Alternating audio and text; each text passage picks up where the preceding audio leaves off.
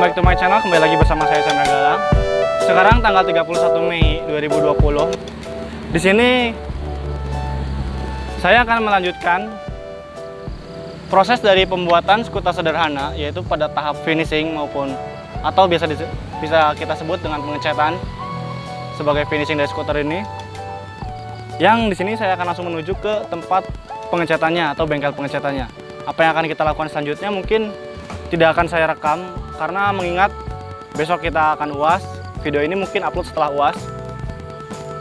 Ya segitu aja mungkin untuk proses pembuatan ini. Ikuti saya terus.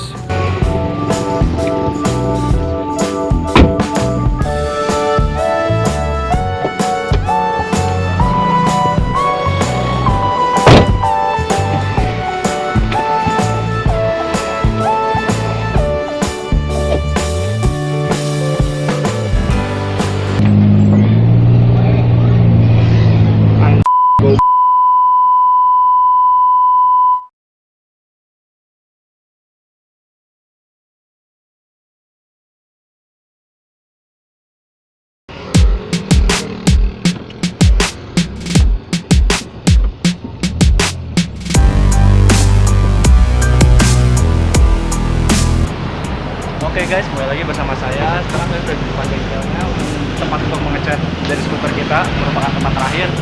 Sebentar lagi kita akan masuk ke proses ke pengecatan. Mungkin langsung aja kita ngobrol dengan yang jadi gimana Om? Bisa ya? Bisa ini ya? Bisa ya. Buat prosesnya kira-kira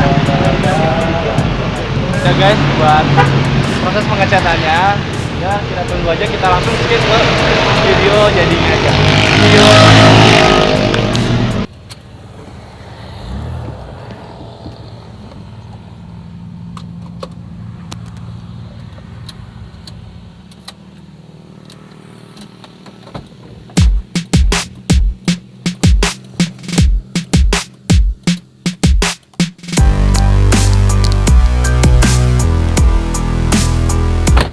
Halo guys, welcome back to my channel. Kembali lagi bersama saya Chandra Galang.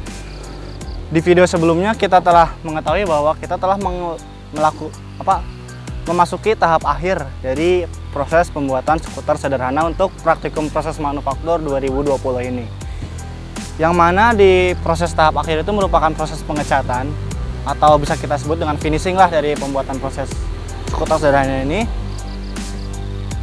Yang mana untuk skuternya sendiri setelah saya ambil ada di sini.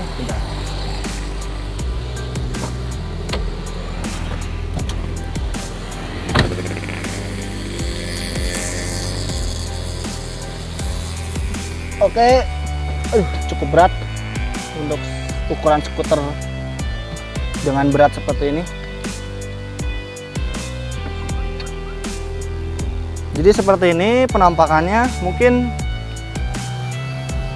kurang jelas ya, jadi simak saja video sebagai berikut.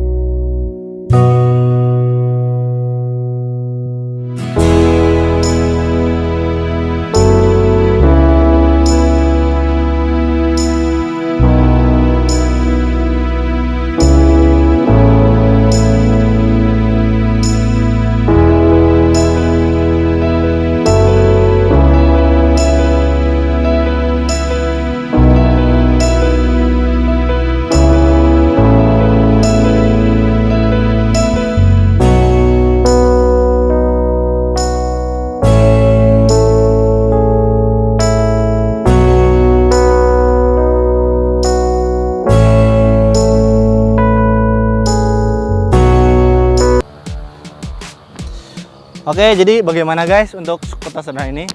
Memang belum optimal untuk secara keseluruhan, masih terdapat beberapa kekurangan. Karena ya wajar lah ya, karena ini semuanya dibuat manual. Jadi masih ada beberapa kekurangan yang perlu diperbaiki. Seperti contohnya pada yang terlihat sekali tuh ini. Nah, untuk bagian stangnya itu goyang, tapi ya masih dalam batas toleransi lah, dan tidak akan copot juga sih. Jadi untuk secara keseluruhan skuter ini memakan waktu pembuatan itu kurang lebih 10-15 hari lah. Saya kurang tahu jumlah hari pastinya. Jadi 4 hari di tempat pembuatan yang pertama itu untuk 3 komponen. Untuk komponen sisanya itu memakan waktu 4 hari juga di tempat pembuatan yang kedua, dan 2 hari di tempat pengecatan. Itu yang terhitung ya. Jadi yang kayak bolak-balik sana itu nggak dihitung. Jadi untuk proses pembuatan skuter ini tolong jangan samakan dengan skuter yang ada di pasaran gitu. Karena pertama dari prosesnya pun kita manual, tidak menggunakan cetakan dan juga mesin yang proper. Semuanya dibuat dengan tangan. Itu pasti memerlukan waktu dan juga biaya tambahan. Tentunya ya ngomongin biaya, jangan disamakan juga dengan harga yang ada di pasaran sana. Kalau kita ngeliat pasaran ya bisa kalian cek di internet untuk harganya itu berapa, dan jangan disamakan dengan ini karena kesatu mesin yang kita gunakan tentunya semuanya manual. Itu tentunya kita harus bayar orang juga kan, untuk selama 10 hari itu kita bayar orang berapa gitu. Belum lagi biaya operasional dan juga biaya produksi tentu besar gitu. Jadi kalau disamakan dengan skuter yang di pasaran sana yang beredar dengan jumlah produksi yang ribuan atau bahkan jutaan, tentunya ketika suatu produk dibuat dengan jumlah seperti itu ya biaya produksi pun dibagi dengan banyaknya produk tentu akan menjadi lebih minim. Jadi seperti itu untuk biaya dan waktu pembuatan. Itu kenapa alasan biaya bisa sampai segitu dan juga waktu pembuatannya yang cukup lama. Itu alasannya.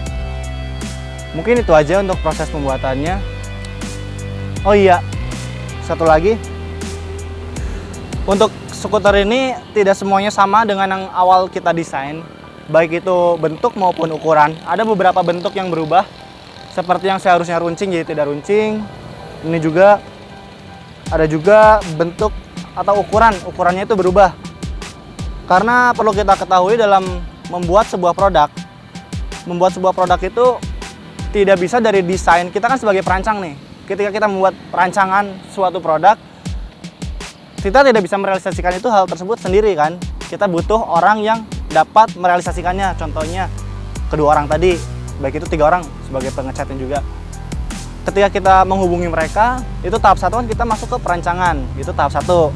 Seperti yang kita lakukan di praktikum ini. Itu merupakan tahap perancangan. Tahap kedua merupakan kita menghubungi beberapa orang yang dapat merealisasikan dari hasil rancangan kita.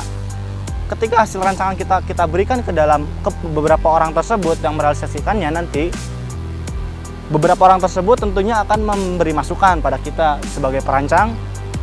Baik itu masukan maupun saran yang tujuannya pun untuk membuat lebih baik lagi produk ini. Maka dari itu beberapa saran dan masukannya akan kita revisi. Kita revisi dan kita rancang ulang. Setelah kita revisi dan rancang ulang, barulah revisi yang tersebut kita berikan lagi ke yang orang yang merealisasikannya. Setelah dianggap revisi ini sudah diperbaiki dan sudah sesuai dengan apa yang kedua belah pihak setujui, barulah kita masuk ke pembuatan. Pembuatan ini ya seperti ini, merealisasikan. Maka jadilah produk ini. Tapi nggak nyampe situ sebenarnya. Karena dalam proses pembuatan pun produk ini kan nantinya akan digunakan oleh user ya. Oleh user. Ada tahap yang ketiga, yaitu dimana tahap ketiga tadi dibuat produk. Tahap keempatnya itu user memberikan revisi, dalam artian sebelum kita produksi massal secara banyak, maka kita mengambil sampel beberapa user dan melakukan revisi terhadap produk yang telah kita buat. Maka akan ada masukan lagi dan revisi lagi, yaitu baik itu kurang ergonomis, kurang enak dipakai ataupun kurang nyaman, itu sebuah revisian untuk kita lagi. Maka dari situ bagi kita perancang melakukan revisi yang kedua kalinya. Yang pertama kan tadi dari orang yang merealisasikannya. Yang kedua, revision dari usernya, calon user dalam artian setelah direvisi lagi, dibuatkan sesuai dengan permintaan user, barulah kita buatkan lagi produk yang sesuai dan bisa ketika masuk ke user dan sudah sesuai. Kalau masih ada yang belum sesuai, revisi lagi. Tapi kalau sudah sesuai, maka bisa diproduksi massal.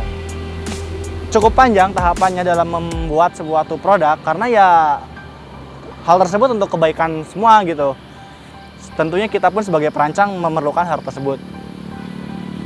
Oke, mungkin segitu aja untuk video kali ini. Terima kasih kalian sudah mengikuti kami dari awal gitu ya, mulai dari proses pembuatan desainnya, dibentuk AutoCAD-nya, dan juga sampai ke proses pembuatannya. Jangan lupa like, comment, dan subscribe apabila kalian menyukainya. Apabila tidak menyukai, silakan tekan dislike, tidak masalah bagi saya. Ya, thanks for watching. See you next video. Nantikan video saya selanjutnya.